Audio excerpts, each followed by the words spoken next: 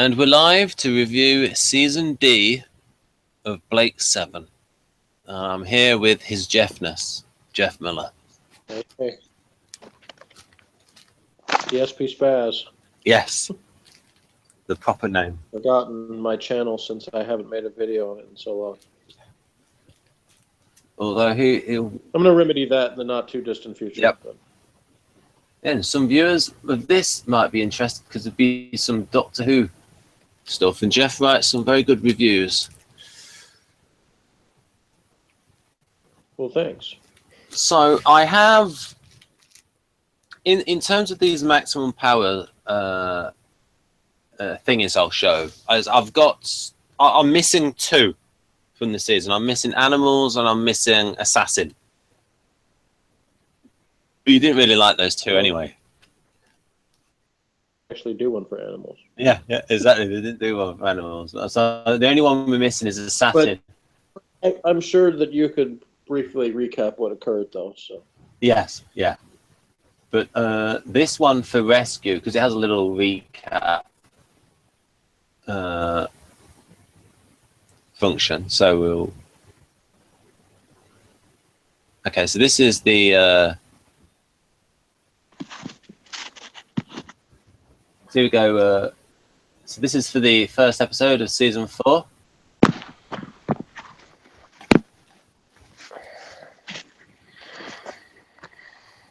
This is for the episode Rescue. are you going to read it? Well, don't you want to read it out? No. Stranded on Terminal, the survivors of the Liberator crew must find a way to escape. Surrounded by Federation traps, they are rescued by the mysterious Dorian and his hot totty lady squeeze, Sulin. A seemingly friendly spacefarer with plans of his own for our trusty chums. He's even got a spare room for them. Oh yes, this is the one that was based on something like the painting of Dorian Gray, which is why it's called Dorian. And in that, in the story, the painting of Dorian Gray, or it may have been called the picture of Dorian Gray, I can't remember, is the painting got older, but Dorian never got older. And in this, it was like the creature absorbed all of the I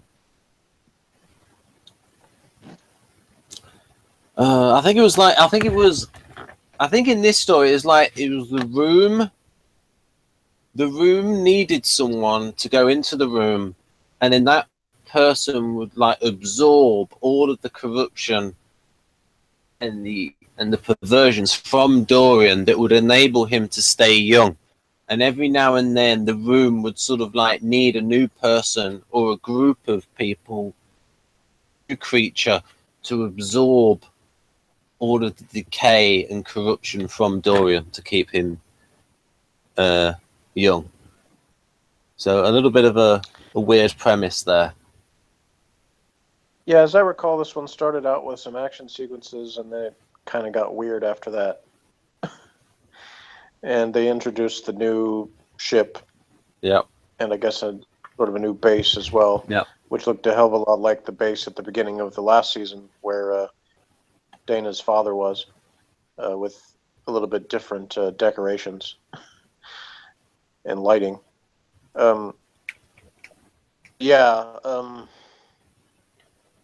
It was interesting, but not spectacular in any way. It didn't give me any particular hope. At the time I remember I watched it, I was still kind of disappointed with the way that the last season had ended, so I was kind of in a lousy mood about it, and so like, okay, give me something to actually like this show. And it didn't really do that, so. Well, what about Sulin? Well, I mean, yeah, but she wasn't really featured very much at the beginning. Mm. I mean, never really was throughout the whole season, but she did very little in that first episode. Mm. Hey, imagine how good the character could have been if they actually gave her time to prepare. Well, they could have skipped a lot of the crap they did with characters that weren't interesting at all. Like all that Terrence Servalan garbage later on, you know.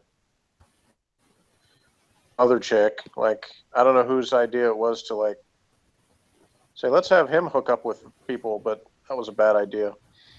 Anyway, yeah. So Right, and then that was my feeling on that one. this was the weird one, the only upside, The weird one.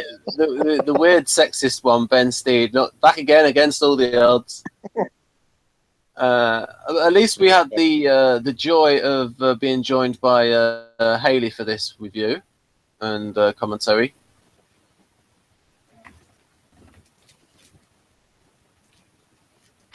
Oh, okay. I don't know if you want to read that out or not, but Okay. Unable to access Scorpio because Dorian didn't leave the door on the latch, the Liberator, Xenon-based crew mess about in some sand pits for a bit. Avon is caught by the Homics. Not a nice way to be caught. Yawn. Anyway, there's this power struggle as 3 girls and 18 boys squabble for domination over the sand pit. Meanwhile, Villa's trying to unlock the door. Sulin is missing for the entire episode, presumably in the shower, all naked and soapy, washing herself and her lovely body in steamy water. Whoa. yeah. So I thought that was a better episode than the previous one, but not great. But it had its moments. I liked the Homics, you know, the sort of Viking-like guys. Mm. Although the ones from season 2, dude, they were better. And that's a real name, Dickin Ashworth. Yeah, he was pretty good. So. Right. Do you remember Dana got to actually have a fight scene. Do you remember your scores for these first 2 episodes? Not off the top of my head, no. I'd have to go back and look at what I gave it. But my guess would be I probably gave Rescue a 3 and this one a 4. Right. Okay, that's good. I remember I said at the time that when I gave the score for Rescue that I was being no more Mr. Nice Guy on my ratings. I was going to just rate it straight up how much it entertained me. Right. So. Yeah, and then this. What's that bit you put, Jeff? Did you write this? I don't remember what that was. We don't care about Cesspit or the Homics, and frankly, we're starting to lose interest in the main cast too. Oh yeah. In fact, at that point, I probably said when we did the review for that one, I had already lost interest in the main cast before that.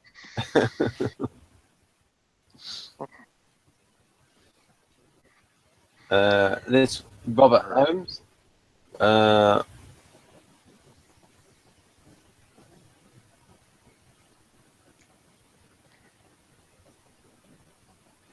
Oh yes, this is a bullshit description.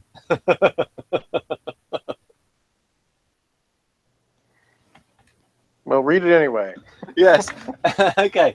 Avon and Sulin take Aurak back to Freedom City to con the casino out of yet more money to pay for decorations and equipment at Xenon Base. Actually, this sounds like a good story if it'd be Avon and Sulin. As they enter orbit, they are fired upon by Federation ships. Out of nowhere, 6 Liberator sister ships appear and a huge battle ensues. Sulin strips down and starts pole dancing in the Scorpio teleport bay while Avon reads out Christmas cracker jokes to himself alone and making yippee noises as he does so. If you believe that, you'll believe anything. Right, I can give the actual... Okay. So, as I recall, what really happened is some dudes were out in some wilderness dinking around for a while. Yep. And then they were in a studio forest occasionally. Yeah. And there was some Federation people sipping wine. And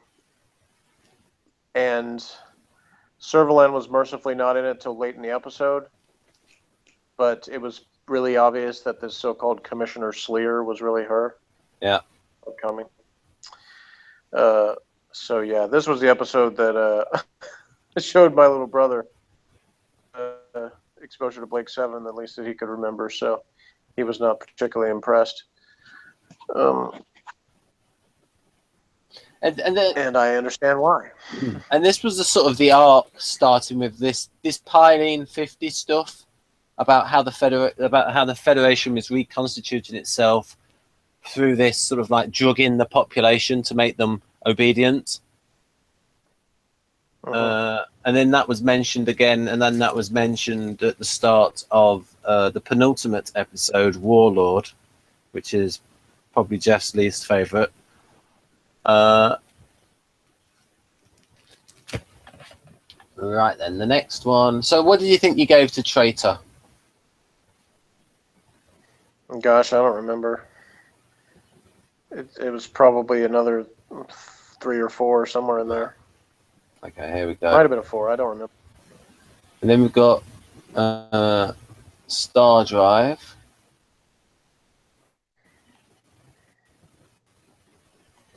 Here we go. In a lay-by and fixing one of Scorpio's tires, the crew witnessed 3 Federation ships apparently self-destruct. On repairing the ship, Avon fusses about making everyone watching tedious frame-by-frame footage of the explosions to find out what caused them. The cause turns out to be a nasty infestation of space rats on space choppers in space. Following them to a nearby planet, they find rogue Federation scientist Dr. Plaxton is being used by the space rats to create a new super-fast photonic star drive. Avon nicks it and kills her.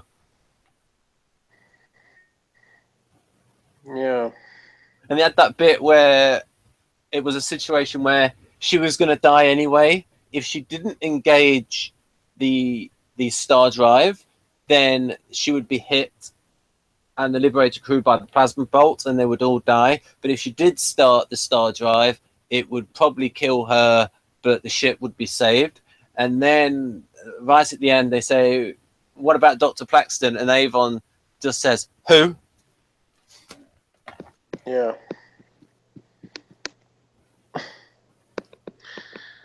So yeah, that one, I recall it was probably kind of boring. Yeah, a lot of padding in that one. A little. But well, yeah, it was again continuing the theme of they introduced this character who's supposed to, be really brilliant scientist or whatever, and then they kill him off because they can't have anyone who's more interesting than the main cast, which is most of the people they encounter stay on the show. So, except for Servalan. Right, and then we've got. What do you think you gave to Star? Did you say that? Did you give your rating for this? I can't remember. Yeah, I don't remember. I'm sure I did at the time. I don't remember. Do you want to guess? No. Okay. But it's probably not 10. No, I can definitely say it wasn't 10 because I didn't give any of the Blake 7 episodes a 10. Any of them. Do you think it was less than 5 for Star Drive? I don't remember, honestly. Okay, here we go. And then... Probably. And it's probably another 4. I don't know. This is very 4-ish. 3 to 4. Headhunter. I think you actually like this one. Yeah, Headhunter was better. That one, I think, brought it up. I think I actually might have given Star Drive a 5 because now that I think about it, because I remember thinking that it had gone up 1 with each one, so that because I think I gave a 6 to Headhunter, so yeah, I think probably was a 5 for the last one. Yeah.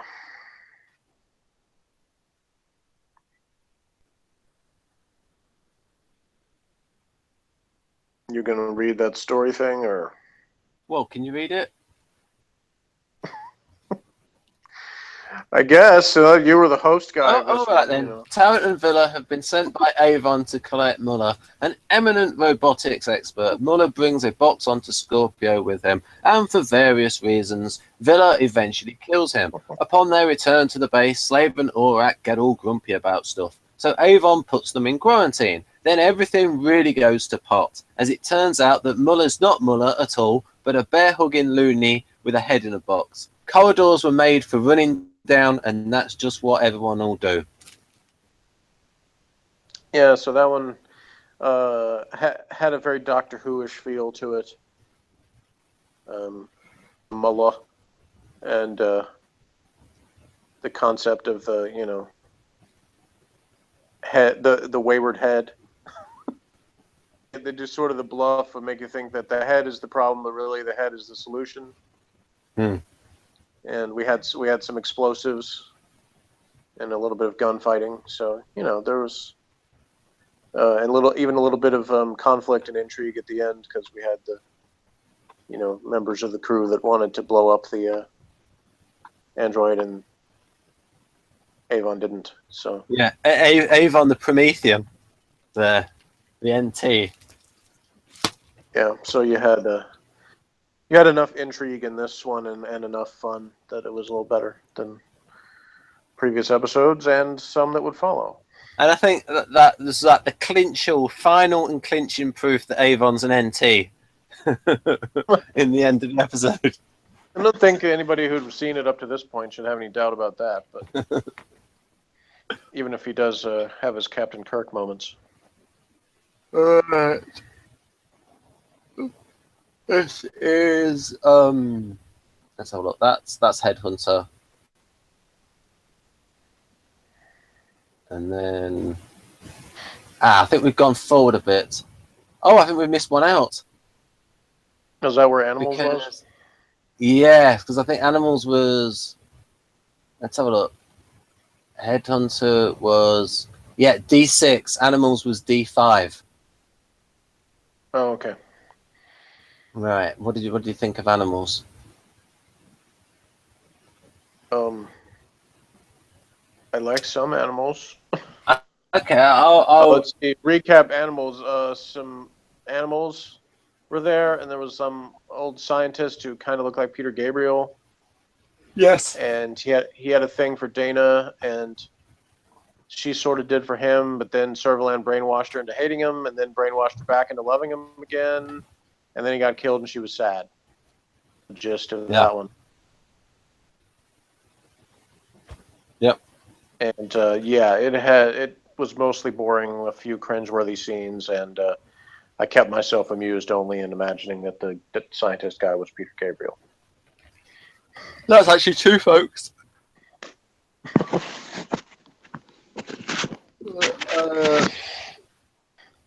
What's this one?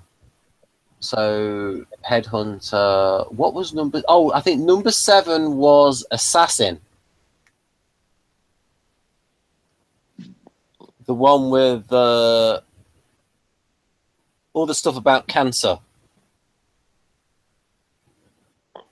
All the stuff about cancer. And then okay. And Sulin figured it out. So that one featured some pretty cool atmosphere and a very obvious plot twist. Made the more obvious by the dramatic overacting by the thing, the real cancer. Yeah. But despite that, it was still somewhat entertaining. Yeah. In fact, you could say her performance was the cancer of the story.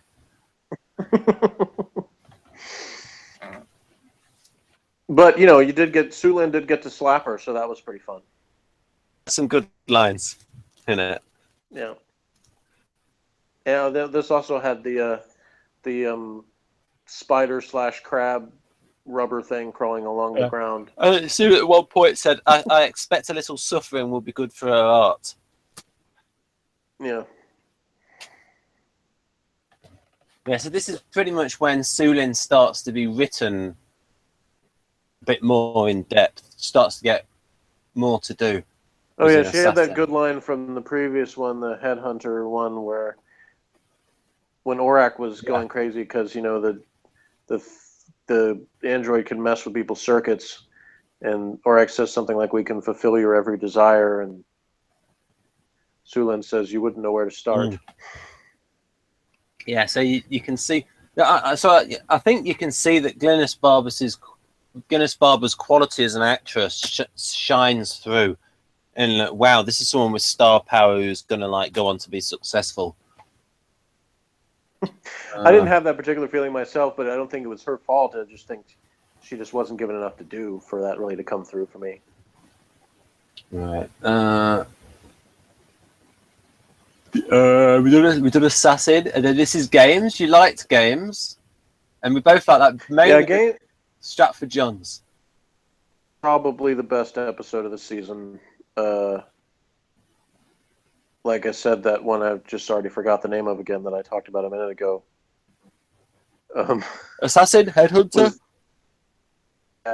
Headhunter was. Games were pretty close, but I think Games was slightly better, mainly because the Belkoff character was really good. One of the funniest little sniggers. Yeah, he had an awesome laugh, and Morgan pointed out, since he's not here to say anything, I'll just say at this point he probably would have just said everything was trash. I would say that he did point out that the Gambit computer was better than any of the previous computers they'd had too.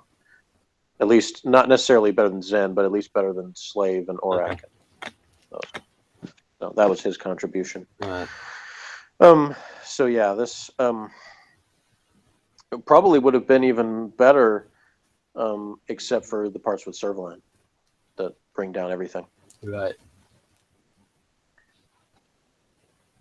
Yeah, Stratford Johns, very successful British actor. He was in Z Cars. And then we have Sand. Sand should be buried in the sand, never to be shown again. Or as Morgan would say, it was trash. Yeah. And it should be buried. It was creepy trash. Yeah.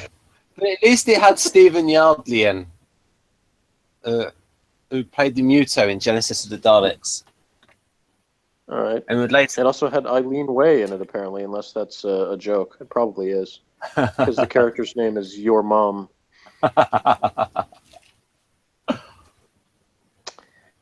But yeah, this was the book failed because they said they did it's mostly sand, right, as you just described the story. But there was a line that Dana had that said something about this was all stupid or this was all ridiculous. We shouldn't have come. Like that should have been you just described the story.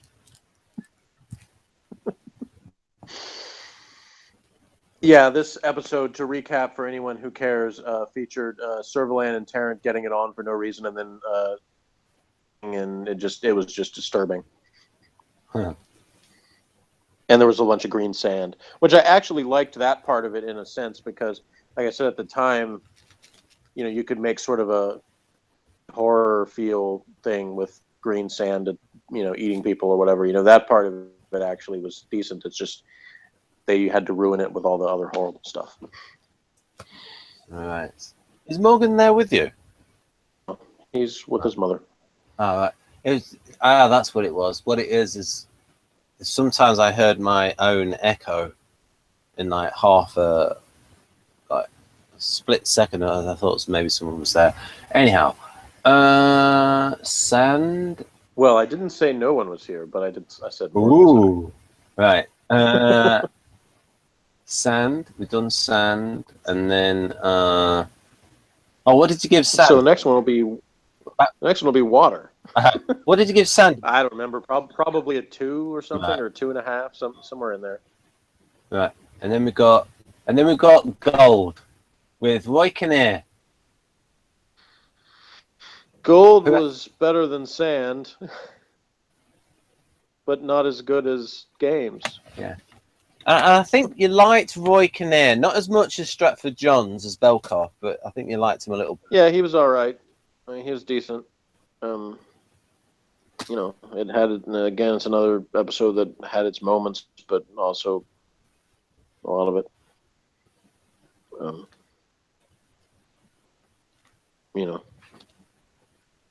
I think a lot of these episodes would be better if they were just half the time. They cut the episode in half, didn't try to make it so long. Right. Helps with What do you think you ramping up gave to Gold? the suspense too. What do you think you gave to Gold? I don't remember. It was somewhere around 4 or 5, 4.5, somewhere in there, I think. Right. And then we got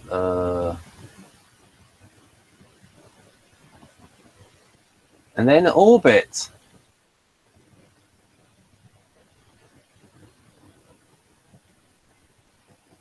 There. Egrorian, a colossal sadist, pervert, and genius, contacts Avon with a view to selling him a funnel. Avon, while suspicious, is amenable to meeting him. He and Villa are transported via shuttle to Egrorian's base. An exchange is agreed upon whereby they'll swap Aurak for the funnel. However, Avon not only suspects a double cross, but has planned his own triple cross with a handy fake Aurak. He's proved right, as Egrorian is working for Servalan. Avon and Villa are trapped in the shuttle, which doesn't have enough lift to reach orbit. Yeah, this is one of those that had some really good elements and some really lousy elements, and sort of a balance of the two made it, it was still difficult to enjoy because of the Servalan stuff. Right. And that they created this, good character that was believable as a crazy old, was sadistic and things like that, but the way he acted around Servalan was just repulsive. So it was like, it was hard to enjoy those aspects of it. But we had, some intrigue, some suspense with Avon and Villa on the shuttle, and was he going to kill him and all that kind of stuff, So there were some good elements, but it was let down by other stuff. What do you think? I think you might have gave this quite a low score. Can't remember. Yeah, I think I gave it like a 3.5. Although after seeing the one after that, I probably should bump it up to a 4. All right. And because it wasn't.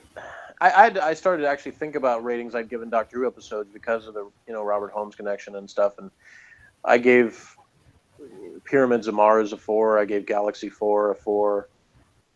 So this one was probably around that level. Right, meaning Orbit, folks, not Warlord. I don't think Jeff will be bumping that up. No, Warlord will not be bumped up. The only thing that keeps this from being a 0 is the fact that there's at least one attractive woman in it. Yeah. And because, it was just so comical that like, I cannot express like just how amateurish this one comes off. It comes off like they asked some like drama school student to write a sci-fi. So it's almost a parody of itself. So yeah, I guess I'll let you read the story before I. Yeah, like just like assigning directors, like this Victor's Vitalis. Oh, there. And then sounds like a fake name. Like, didn't want to put his real name on it, so he made up a fake one. I don't know. There might be some truth in that. We'd have to research it. Or maybe it's Latin for crap director. I don't know.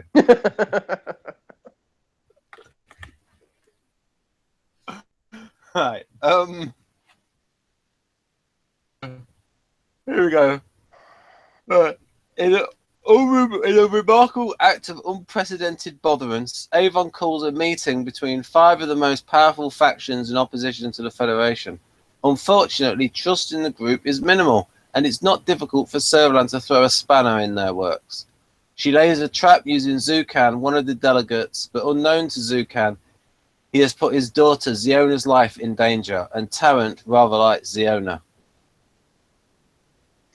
Yeah, so we had overacting, we had underacting, we had unnecessary camera mugging, we had bad effects, bad sets, bad hair, weird costumes. a convoluted crap plot that started nowhere and went nowhere. Tarrant nuzzling some random chick. I mean, it was just everything that you could throw into a 45, 50-minute show that it was just garbage. Right. Garbage.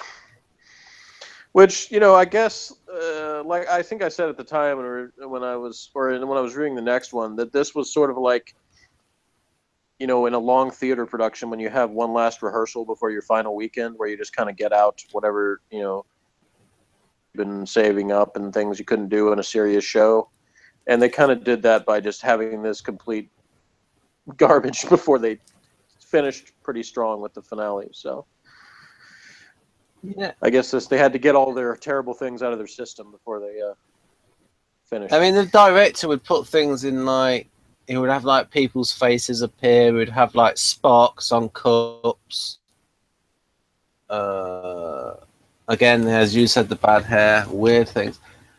Right, best now to go to the climactic. I think that's still Warlord. Right, and then the final episode, Blake. Yeah, I said earlier that Games was probably the best episode of the season. I was momentarily forgetting about this one, I guess. I sort of see it differently than the rest. So this would actually be the best episode of the season. Although not by a whole lot in terms of, I didn't think it was spectacular, but it was still... It still had some disappointing things that keep me from, lauding it as some kind of masterpiece or anything.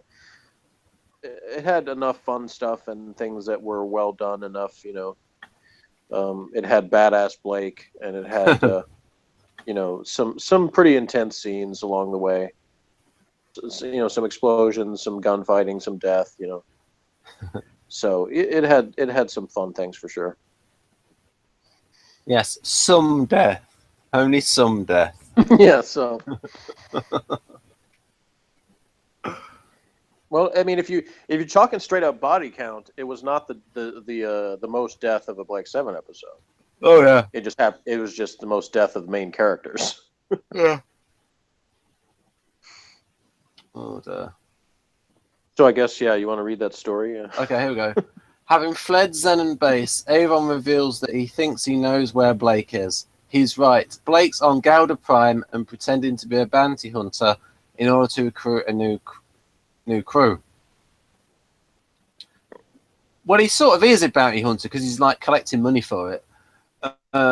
Reaching the planet, Scorpio is gunned out, crashes.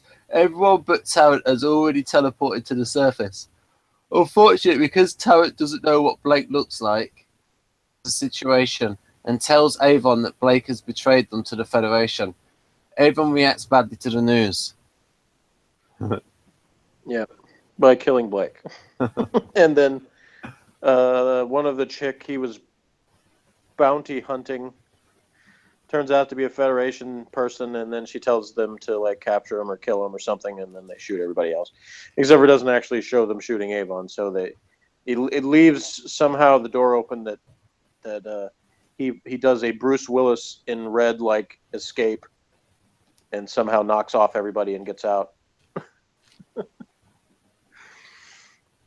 I mean, he's on a ship escaping. I mean, with Sulin, who was the only one smart enough to be wearing a bulletproof vest. Well, I'll have to read more of the sequel novel, which is called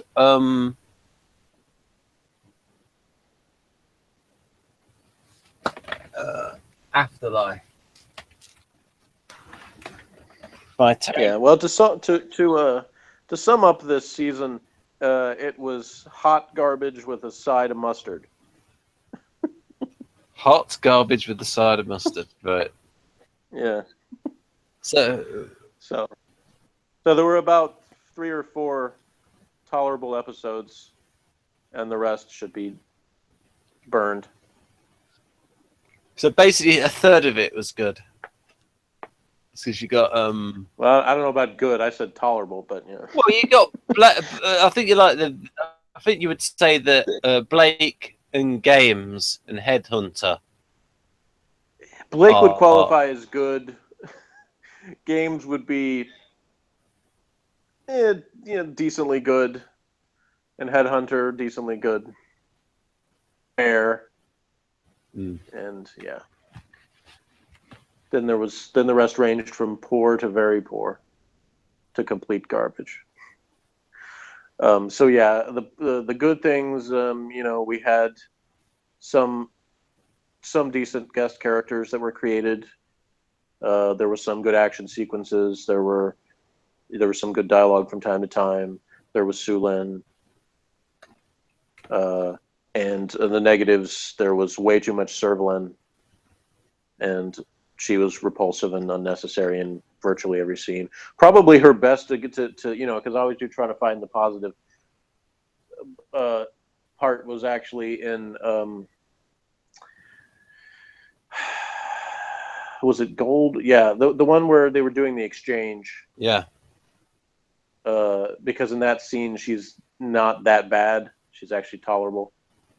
So that was probably the best that she was in this season for sure.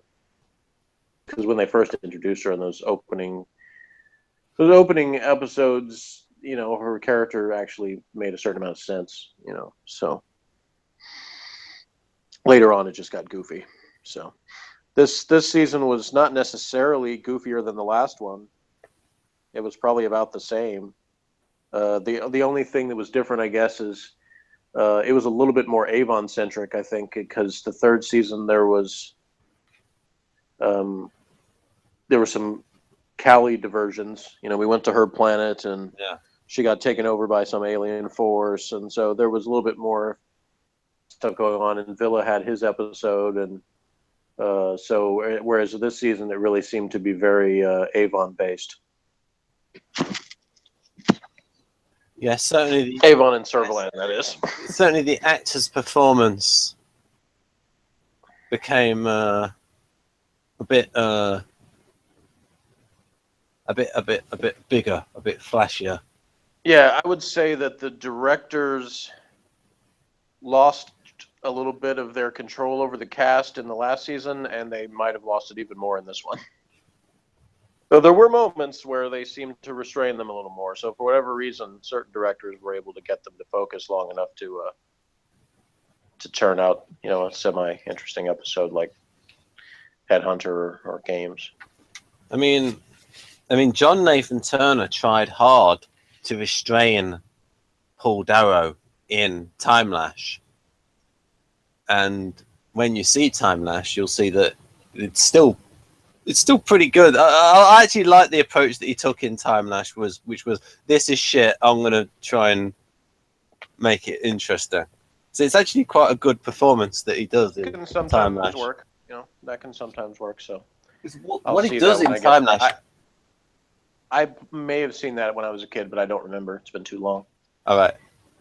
He does it in the shape. If I did, I only saw it once, or possibly part of once. I may have seen part of the episode because back then when I was a kid and they showed them on PBS, the one in Houston that we had on our cable, they showed the complete story at once rather than in episodes. So some of them I would just either come in the middle, or I would see the beginning, and then my parents would tell me I had to go to bed, and so I wouldn't see the end and things like that. So I actually think that his performance in that is actually probably better of this, because he's not sort of playing himself the way he was in this, but he does it in a Shakespearean way because he plays like Richard III as Tekka. But I know you don't want to know about the episode, but that's pretty much it. Yeah, I'll get to it eventually. But there were the ones that I usually miss the ending of were the 6-part stories in the Tom Baker years, because they always started it on the PBS channel at 10:30. And so the ones that were longer would keep going, and then I had to go to bed, so I couldn't. Right. And we didn't know why that was at first, of course, because we didn't know that they were, individual episodes combined into this longer story. So that we're just like, why is this one going on forever? We still wanted to see what was going to happen, and then we had to not see it because it was bedtime. But eventually, I record did it? see. Did you use a video You recorder? know, at some point, I think we were able to do that. And whatever, I think probably when we first started watching Doctor Who, either we didn't have the VCR yet, or else we just didn't have the tapes to record. I don't know, or it just didn't occur to us. Who knows? It's a totally different culture, ladies and gentlemen, back then, where it wasn't like now where everything's on demand and nobody thinks twice about missing something or that they'll be able to see it later. We just didn't think about that a lot of the time. Yeah. People don't It was realize. like, no, Young people missed this, today we'll never don't see it realize again. how grateful they should be. no. And I know every generation says that, but it's like, man. It's true. But yeah, in a lot of ways it is, because it was very different in that sense. And I technology. mean, you can watch whatever you want to on demand, and usually for free. Yeah, I mean, you can talk about, from generation of where like no one had color television to the people that did, and say that was a big change. That's true. The demand thing is a bigger change. Yeah. I mean, when I was a kid, it's like, especially before we got the VCR, it's like, you missed a show and you might not ever get the opportunity again. That's right. You'd have to wait. Once it's gone, it's gone. Yeah, I mean, there were some shows that did get rerun, but it was and that's some why, far off time. That's why in previous decades they had like TV dinners, where you can't miss the program, so people have their dinner in front of the TV. Right. Yeah. Now everybody just does it because it's their 500 hours of reality shows. Yeah. Well, actually, I think that review went okay because you sort of like you weren't harshing on it too much. Because I remember on what on Blake 7, because I remember what you said.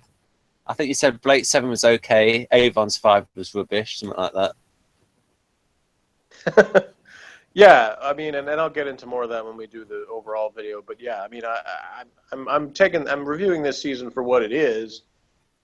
This had been the first season of Blake 7 that I had seen. I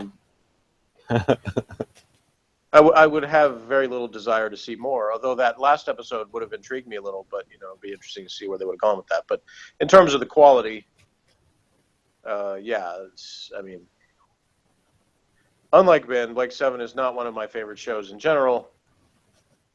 This season would definitely not be a good example of what was good about it, at least very little of it. So, but Ben, you can have the floor to talk about what you think of this season too, because I don't want it to be just me. Well, I like the fact that you had the addition of Sulin. I think I'm disappointed in Paul Darrow not being as disciplined as he was in the first 2 seasons, where he was pretty much playing an INTJ. And it's just that you got flashes of his own personality coming through in seasons 3 and 4, where he's just a little bit too big, where it's like you could sort of. Do you think he felt the need to do that though, since he was sort of the de facto new leader, that he kind of had to change a little bit in terms of his presentation? I think it's his natural personality. He wanted to be that way all the time, and they just let him do it later on. I think he got a little bit too big for his boots, a little bit like Tom Baker. I just think his natural personality came through. Yeah, he had a few Captain Kirk moments for sure. So if you care to, please embroider on that, Captain Kirk moments. Well, William Shatner as Captain Kirk had that kind of over-dramatic yet stilted delivery that he would try to do the dramatic lines with. And he was actually not a bad actor, and in the scenes where Kirk is more understated, he's good. It's only like when they would try to like have this intense scene where he's supposed to ramp it up, he's just not good at that, so he would come off just ridiculous because he's simultaneously overacting but yet with no emotion. Yeah. So he just sounds like this. Yeah. And so there were times where Paul Darrow did the same thing with Avon. Yeah. The Blake death scene. Yes. Have you betrayed us? Have you betrayed me? Yeah, you could have beamed Shatner into that scene, and he would have delivered it very similarly, I think. I think the first time he acted like that was in Rumors of Death, when he's with Shrinker in the first scene, yeah. and it sort of like shows his limitations as an actor. Where, again, because of the style of how he was taught, where he's not able to do that kind of emotion, that particular kind of emotion. Yeah, and there's a little bit of that in the episode where he finds Anna. Yeah. I forgot what that was called now. Yeah, that was it. Rumors of Death. Rumors of Death, that was the name. Okay, yeah.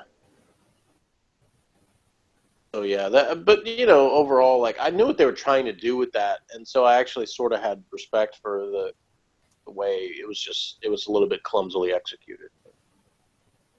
But anyway. So it was actually better the more he played an INTJ in like seasons 1 and 2, where he didn't have to show much emotion.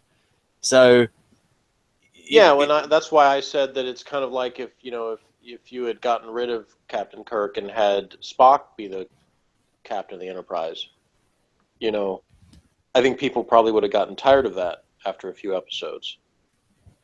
Yeah, or they would have had like they only have NTs watching. Yeah, and Leonard Nimoy probably would have felt pressure to make Spock more exciting, which is probably could have been what happened with Paul Darrow with playing Avon, because if he's just kind of the sarcastic guy. It's about how illogical the leader guy is. We can't do that if he's the one making the decisions. You kind of change the roles there. It's kind of like there were a few episodes of Next Generation where for whatever reason Data ended up being in charge for temporarily, and it's kind of similar in that if you had him in charge all the time, probably. Yeah, you'd pretty much only have you pretty much would only be able to do comedy episodes. Yeah, I mean, you could do some intriguing stuff with in that situation, but trying to do like 26 episodes that way, yeah, I don't think that would work. What else? So yeah, Avon, how he was envisioned as a character, is not really good as a leader. Oh yes, so that's why the dynamic was so good between Avon and Blake in the first 2 seasons. And they had that wonderful speech at the end of Star One, and then it ends with, "I never realized you really do hate me, don't you?" And then they had that, all that's, and it was something like, "As far as I'm concerned, you can stir up 1,000 revolutions. You can wade in blood up to your armpits, just so long as there is an end to it. And I want it over. And I want it over with. Or I want it over and done with. I want to be free. I want to be free of him." All that speech in Star One, which is the climax of season 2. Just looking through these episodes. Right, I liked Rescue because I liked the idea of the creature in the room, and I thought that episode was good because it enabled them to get all this new gear through the trick of have the villain have all these, and then you defeat the villain, then you get all his good gear. So that was good. So I liked the first story. Power, not so much. Traitor, not so much. Star Drive, not so much. Animals, not so much. Headhunter, I liked on first watch, but not. I actually liked Assassin. I actually liked the twist in that one. Games. Originally, I liked Sand, but then the thing with Tarrant and his motivation got me nerves. I liked Gold because of the plot. I very much like Orbit. Warlord was okay to me in terms of the script, and then I very much like the last episode, Blake. But even though those episodes where the story was weak, you still had the characters and the dialogue that I liked. But by no means classics.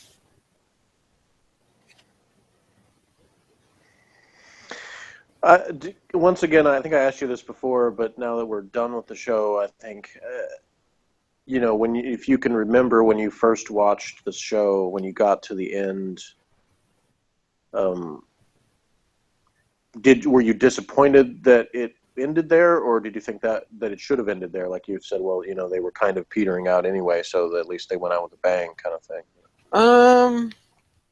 I don't think I said that we're petering out. So did you feel like you wanted more at that point, or? Oh. See, I saw it a long time ago. Yeah. And I remember watching it. The memories I have of watching it on UK Gold when I was about maybe 18.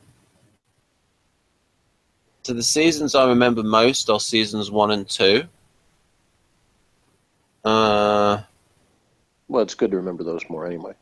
And then I remember like thinking, who is this Tarrant guy? And then it's like, where's Blake? That's the explanation. Where's Blake? And you were disappointed as well. Like you were saying, like 5 episodes into season 3, where's Blake? I'm going to start docking his wages. And that's the thing. Yeah, that's the thing is that being there actually makes him look better in the first 2 seasons. Like I remember looking at those episodes.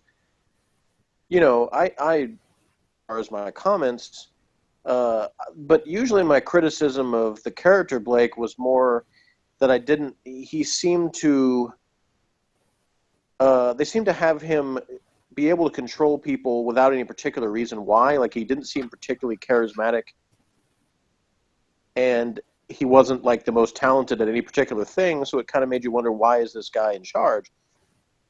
But the effect of seeing seasons 3 and 4 really kind of by contrast just shows, well, he was effective at being a leader because horrible. It was more like by default he was the only one that was qualified.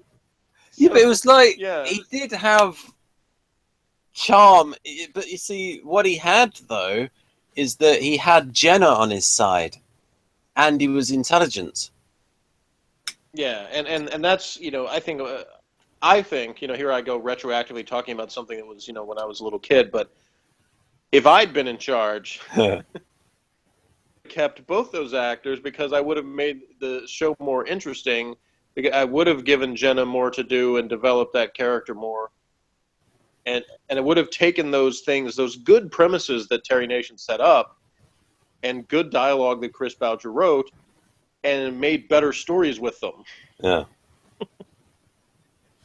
What was missing is just it just always had kind of a needs something else. It needs some punch. It needs a direction. Kind of and yeah. Anyway, this season 4 definitely did not have that. And it just sort of wrapped up by destroying the set, which is and the characters, which is what they did in the end of season 3 too, by blowing up the ship. Then they made a new set, and then they just destroyed all that, and so. So we don't start going into a whole overview of the whole thing. We might as well stop. Yeah, we'll do that next time. So there's a little bit of a teaser, folks, into the review of the whole series. Yeah, because we'll do one last Blake 7 video at some point in the not-too-distant future, ladies and gentlemen, when I've watched some more stuff and read some things, and we'll do an overview of the whole series and even do some rankings of things and talk about some other stuff. So we'll have one last going out Blake 7 bash at some point in the not-too-distant future. Yeah, and that might be the operative word, bash. Oh, there will be some bashing, but, some praising too. We'll praise the good stuff. All right. So it's bye from me, folks. Bye-bye.